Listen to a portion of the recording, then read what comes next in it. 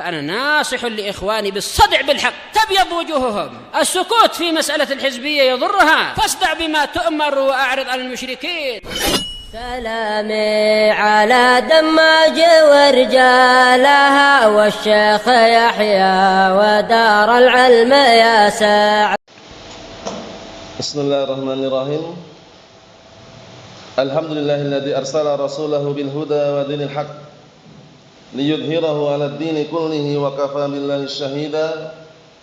أشهد أن لا إله إلا الله وحده لا شريك له إقرارا به وتوحيدا، وأشهد أن محمدا عبده ورسوله صلى الله عليه وعلى آله وسلم تسليما مزيدا لا نبي بعده. إخواني في الدين أعزني wa'azzakumullahu jami'an wa barakallahu fikum. Kita lanjutkan bacaan berikutnya terhadap kitab Nuzhatul Qari fi syarah kitab al-ilm min Sahih al-Bukhari yang disyarah oleh Syekh Al-Allamah Zaid bin Hadi al-Madkhali asbahullah. Kita baca penjelasan daripada hadis yang ke-61 dari kitab al-ilm yang dibawakan oleh Imam Al-Bukhari rahimahullah mengenai pertanyaan Rasulullah alaihi salatu wassalam yang diajukan kepada segenap para sahabat waktu itu, yaitu tentang pohon yang pohon tersebut daunnya tidak berguguran dan mencerminkan atau mempermisalkan seorang muslim yang kokoh dan mukmin yang kokoh. Akhirnya segenap para sahabat ketika ditanya pohon apakah itu, sebagian mereka terpetik di benaknya itu adalah pohon yang ada di lembah, yang ada di wadi. Namun waktu itu sahabat yang mulia Abdullah bin Umar radhiyallahu anhuma terpetik di benaknya bahwasannya itu adalah pohon korma. Hanya saja beliau tidak jawab. Hanya saja waktu itu beliau tidak menjawab. Karena apa? Alasannya kemarin malu. Di situ banyak para sahabat. Sehingga bapaknya saja juga ada, Umar bin Khattab radhiyallahu anhu. Sehingga beliau malu. Padahal ketika para sahabat mengatakan, "Ma hiya Rasulullah? Haditsuni." Wahai Rasulullah, apa pohon apa itu? Kabarkan kepada kami. Kemudian Rasulullah SAW mengatakan hiya nakhlah, itu adalah pohon kurma. Kita lihat penjelasannya. Qala al-mu'allif asbahullah babu qaulil muhaddits haddatsana au akhbarana au wa anba'ana wa sami'tu isyaratan ila siyagh tahammul wal ada wa hadhihi hiya as-siyaghul syahira wa hadhihi hiya as-siyaghus syahira. Alhamdulillah. Bab perkataan seorang muhaddits haddatsana atau akhbarana wa anbana wa sami'tu wa anba'ana wa sami'tu memberikan isyarat bahwasanya apa? Itu merupakan bentuk-bentuk tahammul. Apa tahammul kemarin? Tahammul itu pengambilan hadis. Wal ada penyampaian hadis. Paham ya? Nah, sami'tu aku mendengar, akhbarana dia mengkabarkan kepada kami. Wa hadhihi as-siyaghus syahira, inilah bentuk-bentuk yang masyhur dan ma'ruf. Kami haddatsana, akhbarana, anba'ana, sami'tu. Sudah kita lewati kemarin ya, bahwasannya kata beliau wahidan, dinukilkan dari kalamnya Al-Imam Sufyan Ibn Uyainah bahwasannya akhbarana, anba'ana, haddatsana, sami'tu wahidan. Satu makna. Satu makna. Qala as-sadiqul masduq, berkata as-sadiqul masduq maksudnya adalah Rasulullah sallallahu alaihi wa ala alihi wasallam, "Inna ahadakum yujma'u khalquhu fi batni ummihi 40 yawman, thumma yakunu fi dzalika 'alaqatan misla dzalik, thumma yakunu fi dzalika mudghatan misla dzalik." Dalam riwayat ada lafaz nutfatan di awal tadi. 40 yawman nutfatan. Nanti kita artikan. Tsumma yursalul malaku fayanfukhu fihi ruh Wa yu'maru bi arba'i kalimatin bi katbi rizqihi wa ajalihi wa amalihi wa syaqiyyun aw sa'idun. Al-hadis. Kami artikan, berkata as-shadiqul masduq, yang diinginkan di sini adalah siapa? Rasulullah sallallahu alaihi wa ala alihi wasallam. Hadisnya Abdullah bin Mas'ud yang kita lewati kemarin. Sesungguhnya salah seorang di antara kalian dikumpulkan penciptaannya di dalam perut ibunya. Di dalam perut ibunya. Selama berapa lamanya? 40. Berapa hari itu? 40 tambah 40 80 tambah 40 berapa? 100 berapa? 120 hari. Paham ya? Nah, selama 120 hari proses di situ. Mulai bertahap ya, kita lihat. Arba'ina yawman nutfatan. 40 hari pertama nutfah masih berbentuk cairan air mani. Nutfah itu cairan air mani. Tsumma yakunu fi dzalika, kemudian 40 hari berikutnya menjadi 'alaqatan, yaitu barakallahu fik, segumpal darah. Segumpal darah. Tsumma yakunu fi dzalika mudghatan misalnya. Kemudian 40 hari berikutnya sudah menjadi mudghah. Mudghah itu qit'atul lahm. Sudah menjadi potongan daging. Proses. Dari air mani menjadi gumpalan darah, menjadi apa? Potongan daging. Setelah 120 hari, ini kurang lebihnya berapa bulan itu kurang lebihnya? Berapa bulan kurang lebihnya? 4 bulan ya. 6. Allah Ta'ala mengutus malaikat untuk meniupkan apa? Roh. Ditiup roh. Oleh karena itu para ulama membangun istinbat dari hadis yang mulia ini. Ketika seorang perempuan melahirkan keguguran, usianya di bawah 4 bulan, dalam artian belum berbentuk, belum ditiup roh, belum berbentuk, barakallahu fiik, maka darahnya darah istihadhah. Darahnya istihadhah, tetap sholat, tetap puasa. Paham? Tapi kalau dia kegugurannya sudah 4 bulan berbentuk, maka darahnya darah nifas. Mafhum? Naam. Kita lihat di sini. Kemudian Allah Ta'ala perintahkan malaikat tadi untuk meniupkan roh. Wa yu'mar, dan diperintahkan bi arba'i kalimatin, untuk menetapkan padanya 4 kalimat. Apa itu? Mencatat rezekinya. Pertama rezekinya. Tercatat ternyata. Rezeki kita sudah diatur semuanya. Sebelum kita lahir masih di dalam kandungan. Di dalam perut ibu kita sudah tercatat rezekinya. Jadi kita ini tinggal melaksanakan saja. Jangan pernah khawatir, cemas, kemudian nanti bagaimana ya? Anak itu anak pertama, mondok terus, ngaji terus, nanti bagaimana ke depannya? Itu enggak perlu dipikirin pusing. Ya sekarang ini jalani. Yang berlalu itu kebaikan, manfaat, syukuri. Yang akan datang semoga dimudahkan. Caranya gitu. Kalau mikirkan itu enggak selesai nanti. Enggak belajar lagi sudah. Anak pertama, anak barat, harus kerjain. Masa belajar terus? Ingat-ingat, ketika orang belajar ilmu syar'i Al-Qur'an dan Sunnah, itu justru apa? Secara tidak langsung rezeki mengalir sampai nanti. Selama dia masih hidup, nanti terus mengalir rezeki itu. Dan sampai nanti dia meninggal dunia, surga balasannya. Jadi semua serba kenikmatan. Jangan pernah minder, kemudian takut, kemudian bingung gara-gara apa? Ucapan tetangga sebelah. Paham ya? Ucapan tetangga sebelah. Enggak usah khawatir, rezeki sudah tercatat. Sebelum kita lahir sudah tercatat. Padahal masih usia berapa tadi? 120 hari dalam perut ibu, tercatat. Yang kedua, ajalnya, kematiannya. Yang pertama apa yang tercatat ini? Rezekinya, soal rezeki. Wa fis samaa'i rizqukum wa ma tu'adun. Di langit ada rezeki kalian dan juga apa yang dijanjikan untuk kalian. Wa ma min dabbatin fil ardi illa 'alallahi rizquha. Dan tidak ada satu pun yang hidup di muka bumi ini melainkan Allah Ta'ala yang menanggung rezekinya. Lihat, ditanggung semua rezekinya. Enggak usah khawatir sudah. Cemas, khawatir, jangan. Nah, yang berlalu dan itu kebaikan syukuri. Yang sedang berjalan dihadapi. Yang akan datang semoga dimudahkan. Selesai.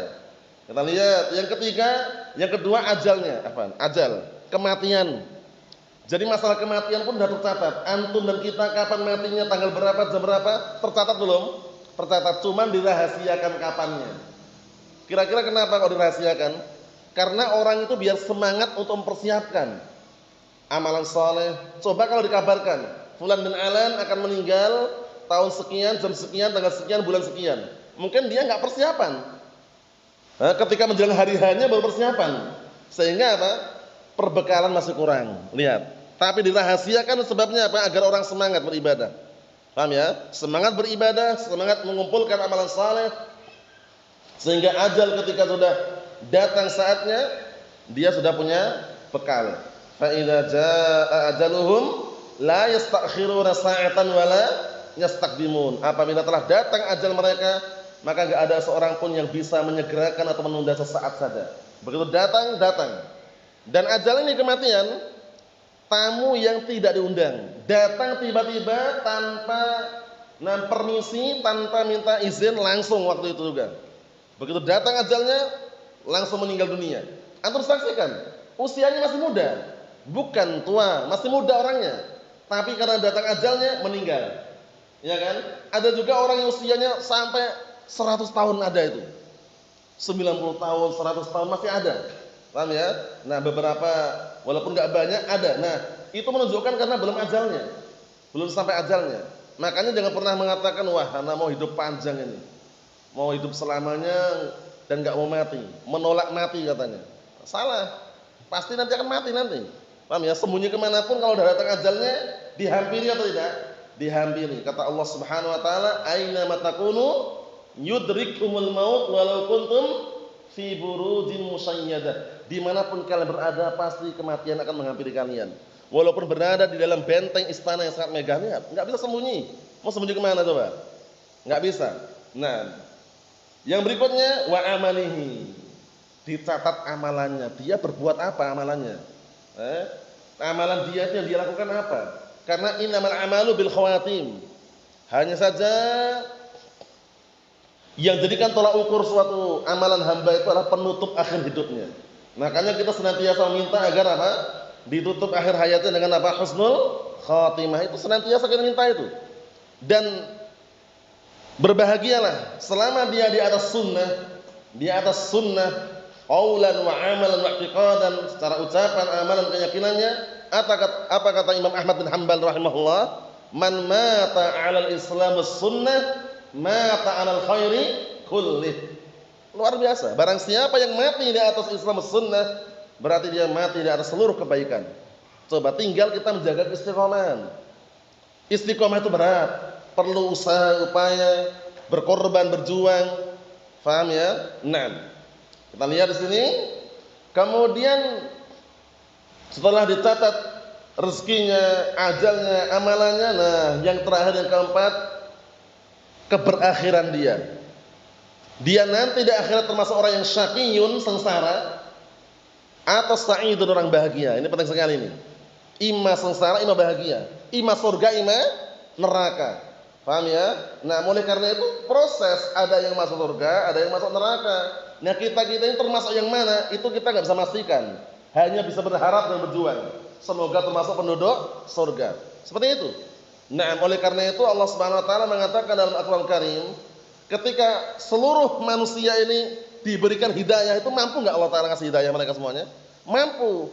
Tapi Allah Ta'ala tidak kehendaki demikian. Untuk apa? Hikmah yang sangat besar. Hikmahnya apa? Surga dan neraka. Ada penduduk surga, ada penduduk neraka. Coba kalau semua dapat hidayah, semuanya beriman, semuanya masuk surga, hikmah neraka kurang. Bisa dipahami? Allah Ta'ala mengatakan dalam Al-Qur'an Karim, walau syi'na la'ataina kulli nafsin hudaha walakin haqqal qawlu minni la'amla'anna jahannama minal jinnati wan nasi ajma'in. Itu dalilnya. Kalau seandainya kami mau, kami akan berikan hidayah setiap orang, dikasih hidayah semuanya.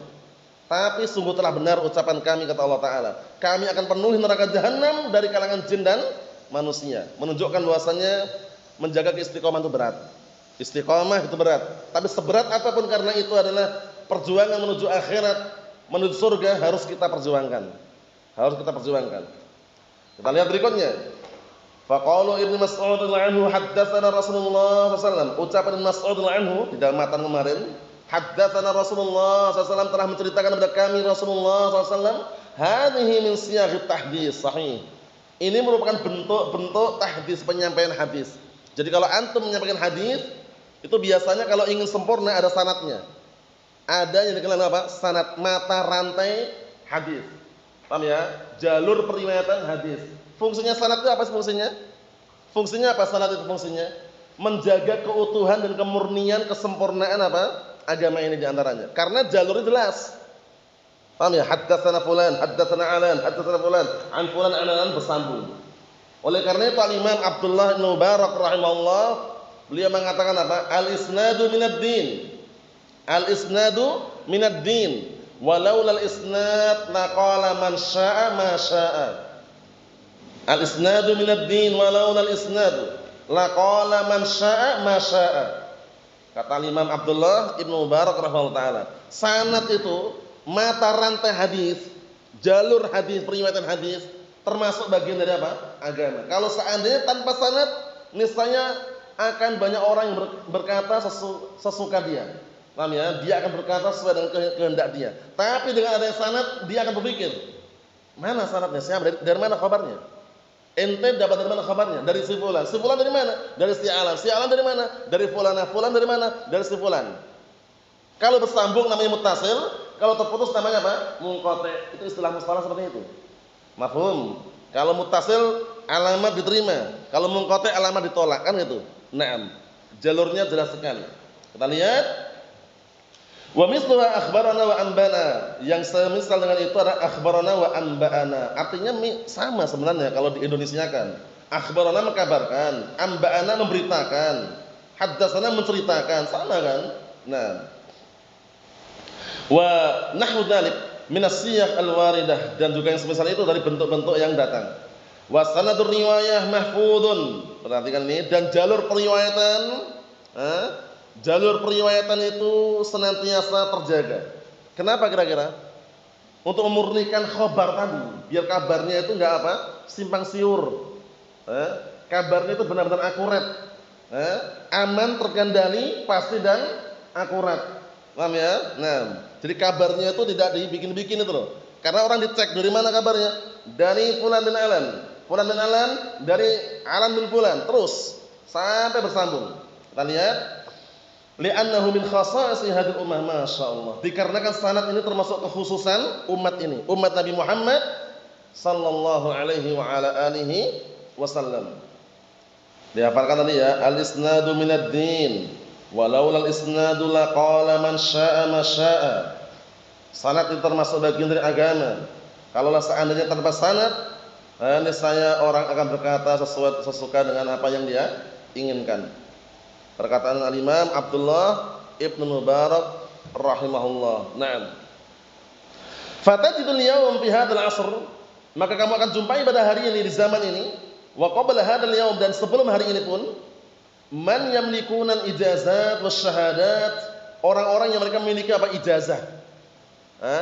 Memiliki ijazah wasyahadat, dan juga semacam ijazah, persaksian bahwasanya fulan sudah tamat belajar Sahih Bukhari. Si fulan punya ijazah, telah menyelesaikan matan jurumiyah misalkan. Ada, kita jumpai seperti itu. Bisanad al-muntaha ilan nabi, dengan sanad yang berakhir sampai kepada Nabi sallallahu alaihi wasallam. Itu kalau kitab hadis biasanya ya. Nah, ada yang dijumpai seperti itu. Nah, itu namanya apa? Barakallahu, bukti bahwasanya dia pernah mempelajarinya misalkan. Fis sihah was sunan wal ummahat. Baik kitab-kitab sahih, Sahih Bukhari, Sahih Muslim, dan kitab-kitab sunan, Sunan Abi Dawud, Sunan Ibnu Majah, Sunan Nasa'i, Sunan Tirmidzi, wal ummahat, al-ummahatus sitt. Kitab induk yang 6. Kitab induk yang 6, Sahih Bukhari, Sahih Muslim, ditambah apa? Asal sunan tadi itu. Paham ya? Kalau nama 7 kitab induk tambahkan Musnad Ahmad. Paham ya? Nah, makanya kadang-kadang terjumpai rawi sab'ah itu ada Imam Ahmad di situ. Fatusta'mal fiha hadhihi siyaq tahammul. Maka lafaz-lafaz tersebut atau di dalam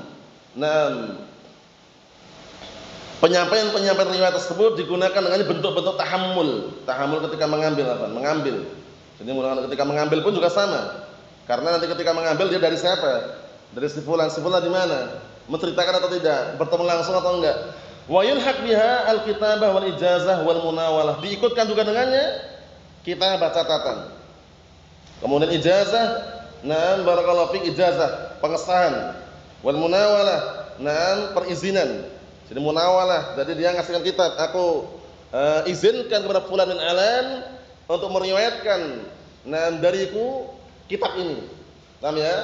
Aku ijazahkan, ajaztu li fulan bin alan an yarwi anni hadzal kitab. Aku ijazahkan kepada si fulan bin alan untuk meriwayatkan dariku kitab ini. Ijazah. Paham ya? Wa masyakala dzalika, dan yang semisal ini itu mimma yulhaq bi siyagh tahammul. Dari lafaz-lafaz yang memang diikutkan dengan lafaz tahammul ketika mengambil hadis. Wa hadza huwal ma'tsur an naqalatis sunnah. Inilah yang ma'tsur yang telah dinukilkan dari apa? Para penukil as-sunnah. Ikhwani fid din, a'azzani wa a'azzakumullah jami'an wa barakallahu fiikum. Wa fi hadits Ibnu Umar radhiyallahu anhuma, dan di dalam hadisnya Abdullah bin Umar radhiyallahu anhuma, inna minasyajari syajaratan la yasqutu waraquha. Sesungguhnya ada di antara pohon itu suatu pohon yang tidak gugur daunnya. Antum pernah lihat pohon kurma antum? Paham ya? Pernah lihat pohon kurma antum Nafal? Belum pernah, malah ini gambar aja kan. Kalau yang pohon asli itu banyak di Timur Tengah sana. Paham ya? Mungkin di Indonesia ada beberapa tempat itu ada, tapi kalau Timur Tengah sana enggak usah nanya sudah. Paling Saudi banyak sekali. Paham ya? Nah, pohon kurma itu daunnya kokoh sekali, daunnya itu. Enggak berguguran di bawahnya gitu. Itu permisalan orang mukmin seperti itu. Kita lihat. Wa innaha masalul muslim, ya kan? Sesungguhnya pohon tersebut diambil sebagai permisalan seorang muslim. Fahaditsuni mahi, maka kabarkan kepadaku pohon apa itu? Fawaqa'an nasu fi syadari bawadi, akhirnya terpetik di benak manusia itu pohon yang ada di lembah, yang ada di wadi-wadi. Karena manusia kan nebak-nebak waktu itu kan. Para sahabat nebak-nebak siap pohon apa ini? Wa ashkala 'alaihimul jawab. Mereka ada iskal jawabannya, pohon apa ya kira-kira? Bertanya-tanya mereka. Fafil qaum Ibnu Umar. Nah, ini syahidnya. Di tengah-tengah kaum tersebut ada siapa? Ibnu Umar radhiyallahu anhu, wa huwa minal adqiya, yang mana beliau termasuk adqiya, orang-orang yang cerdas. Jadi para sahabat yang lainnya berpikir itu pohon ini, pohon itu yang ada di lembah, yang ada di padang pasir, yang ada di wadi. Ternyata Ibnu Umar apa? Yang ada di benak pikiran beliau adalah pohon kurma. Masya Allah, kita lihat. Waqa'a fi nafsihi bi annaha an-nakhlah, masyaallah. Terpetik di benaknya bahwasanya itu adalah pohon kurma. La yasqut waraquha wa kulluha manafi' sahih. Tidak berguguran daunnya. Daunnya enggak ada yang berguguran pohon kurma. Antum lihat aja. Kalau misalkan lihat benar-benar pohon kurma loh ya, bukan pohon kelapa loh ya. Bentuknya beda. Kalau pohon kelapa kadang masih jatuh itu kan, daun-daunnya itu kan sama batangannya itu kan. Nah, tapi ini bukan pohon kelapa, bukan. Nah, kita lihat sini barakallahu fiik, ya, yang tidak berguguran daunnya semuanya manfaat, semuanya. Ya, mulai tandannya bermanfaat, serabutnya bermanfaat, rutapnya, kurma itu kan kalau sebelum tua itu kan ada kurma muda kan. Rutapnya itu dijual mahal juga itu. Yang belum manis pun, yang masih agak rasanya sepet-sepet lah, nano-nano itu, kayak permen nano-nano itu, sepet-sepet masam itu. Nah, itu juga apa? Dijual mahal juga itu. Rutapnya beraneka ragam bentuknya. Ketika jadi kurma itu juga laku juga. Ketika barakallahu fiik, dikeringkan kurma kering, laku juga. Masya Allah. Di blender, dihancurkan sari kurma, laku juga. Manfaatnya luar biasa. Masya Allah, kita lihat di sini. Yantafi' biha, ya, yang orang apa? Barakallahu fiik, atau yuntafi' biha, diambil manfaat dengannya. Bi arajiniha, tandannya. Di tandannya itu bermanfaat juga. Babilifnya, serabut-serabutnya. Warutabiha, kurma mudanya. Ya, kurma muda yang biasanya antum pernah lihat kurma muda yang warnanya belum terlalu hitam itu. Tahu kan? Kurma muda, rutab. Itu juga luar biasa itu. Naam. Wa bitamriha, dan kurmanya, kulluha manafi', semuanya manfaat. Fi hali. Nah, dunya samaruha, dalam keadaan sudah saatnya berbuah. Wa fi ghairi dzalik, dan juga selain itu. Jadi ketika sudah siap dipetik buahnya pun semuanya bermanfaat. Wal muslim kadzalika, orang muslim juga seperti itu. Mustaslim lillah munqadun lah, orang yang berserah diri kepada Allah taala dan tunduk terhadapnya. La yafqaduhu haitsu amarah wa la yarahu haitsu harrama alaihi wa naha. Lihat ini. Orang muslim juga seperti itu. pasrah kepada Allah Subhanahu wa taala, tunduk terhadapnya, berserah diri kepada Allah Subhanahu wa taala. Nah, yang mana apa? Barakallahu fiik, kapanpun dia perintahkan itu enggak pernah apa? Enggak pernah dia itu goyah. Paham ya? Nah, enggak pernah terlihat ketika diharamkan sesuatu atau dilarang goyah. Maksudnya kokoh maksudnya. Yusabbitullahu alladziina aamanu bil qawli tsabit fil hayatid dunya fil akhirah. Dikasih kekokohan. Wa in waqa'at minhum mukhalafah min taqsir fi wajibin sahih, walaupun sekokoh apapun orang muslim, itu sempurna enggak? Orang muslim yang kokoh kata Allah, itu sempurna enggak? Masih tidak sempurna juga, kata beliau. Lihat ini. Walaupun terkadang terjatuh dalam penyelisihan, mungkin apa? Terlalu meremehkan atau terlalu kurang perhatian dalam perkara yang wajib. Au wuqu'in fi muharram, atau terjatuh dalam perkara yang haram. Karena enggak ada yang sempurna. Kita ini termasuk orang-orang yang tidak sempurna gitu loh. Kecuali Nabi dan Rasul maksum. Paham? Raja'a ta'iban, tapi orang ini langsung kembali ta'iban, tobat, mustaghfiran, minta ampunan, mungkasiran, menyesali baina yadi rabbih, di hadapan Allah Subhanahu wa taala. Ini yang paling terbaik. Ketika salah, berbuat perkara yang haram, terjatuh dalam kemaksiatan, sadar langsung. Sadar diri, sadar posisi. Sadar diri bahwasanya dia hamba Allah, dan sadar posisi bahwasanya sekarang dia sedang berjuang untuk mendapatkan surga Allah Subhanahu wa taala. Kita lihat sini.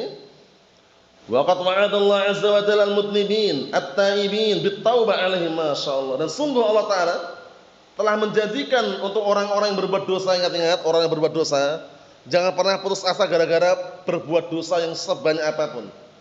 Dosa itu walaupun setinggi gunung, setinggi langit, sebesar gunung, sedalam lautan, kalau dia taubat dengan taubat yang tulus, diterima atau tidak taubatnya? Diterima, tapi dengan syarat. Syarat pertama, ikhlas karena Allah. Syarat kedua, ada 4 syarat kembali ke orangnya, 2 syarat kembali kepada waktunya. Menyesali, na'am. Tambah lagi Izam, syarat ketiga, berazam kuat, bertekad bulat untuk tidak mengulangi kembali. Yang keempat, berkeinginan taat atau harus apa? Berkeinginan tapi masih eksis dengan maksiat, meninggalkan. Yang keempat. Yang kelima, kembali ke waktunya. Kapan waktunya? Sebelum nyawa sampai di kerongkongan. Innallaha yaqbalu taubatal 'abdi ma lam yugharghir. Sesungguhnya Allah Ta'ala menerima taubatnya seorang hamba selama belum gharghara. Gharghara itu sudah nyawanya sampai di kerongkongan dah. Biasanya orang udah meninggal biasanya ada suara seperti itu biasanya, walaupun enggak semuanya. Yang keenam, satu lagi. Waktunya kapan?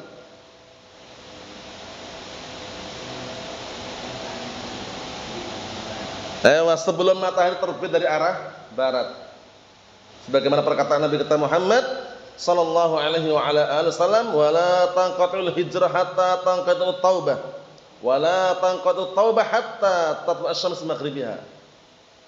Bahwasanya hijrah itu tidak akan tertutup sampai tertutupnya pintu taubat, dan pintu taubat tidak akan terputus sampai kapan? Matahari terbit dari arah barat. Sekarang ini matahari terbit dari arah mana, Wildan? Sekarang kalau lihat matahari terbit dari arah mana? Utara atau selatan?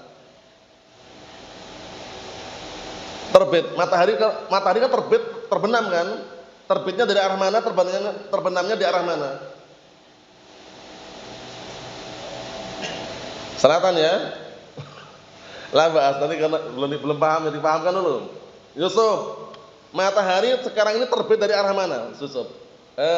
Timur, utara, selatan atau barat? Ya bahasa Jawa lah. Lor, kidul, etan, kulon. Matahari ketika terbit dari arah mana? Yang lainnya diam, biar berpikir. Matahari ketika terbit dari arah mana? Lor, kidul, kulon, etan. Bahasa Jawanya, versi Jawanya. Yang mana? Etan? Belum? Coba Zaki. Matahari sekarang ini terbit dari arah mana sekarang ini? Timur. Etan itu timur, barat itu kulon, selatan itu kidul, utara itu lor. Itu bahasa Jawanya. Paham ya? Nah, selama matahari belum terbit dari arah barat, insyaallah pintu taubat masih terbuka. Paham ya? 6 syarat dihafalkan ya. 6 syarat itu yang 4 kembali ke orangnya, yang 2 kembali pada waktunya. Mahum? Naam. Nah, tutup yang terakhir. Waqad wa'ada Allah azza wa jalla al-mudnibin at-tabi'in bitaubah 'alaihim. Dan sungguh Allah Ta'ala menjanjikan kepada orang-orang berbuat dosa yang bertaubat dengan taubat. Dijanjikan, diterima taubatnya. Bal wa tabdilu sayyi'atihim hasanat. Bahkan Allah Ta'ala menggantikan kejelekan-kejelekan mereka ini dengan kebaikan. Lihat, taubat, modalnya taubat. Paham ya? Tapi taubatnya dengan taubat yang bagaimana? Yang serius. Taubatnya bukan taubat sambel. Ibaratnya kalau dalam bahasa kita itu taubat sambel itu karena kepedasan, taubat dia. Nanti kalau udah gak pedas makan sambel lagi. Itu salah. Ya, taubatnya benar-benar serius, menyesali, meninggalkan, ikhlas, berazam kuat untuk gak mengulangi kembali. Kalau terjatuh yang namanya syaitan, banyak gangguan. Terjatuh lagi, taubat lagi. Bukan terjatuh kemudian mengatakan, wah kayaknya udah terima lagi nih, taubat berkali-kali. Kalau dia terjatuh, taubat lagi. Paham ya? Nah, tapi menyengaja, diulang-ulang menyengaja gitu, dilarang oleh syariat. Mafhum? Jadi kesimpulannya bagaimana kesimpulannya barakallahu fiik? Nah, pintu taubat senantiasa terbuka walaupun dosanya setinggi langit, sebesar gunung, sedalam lautan.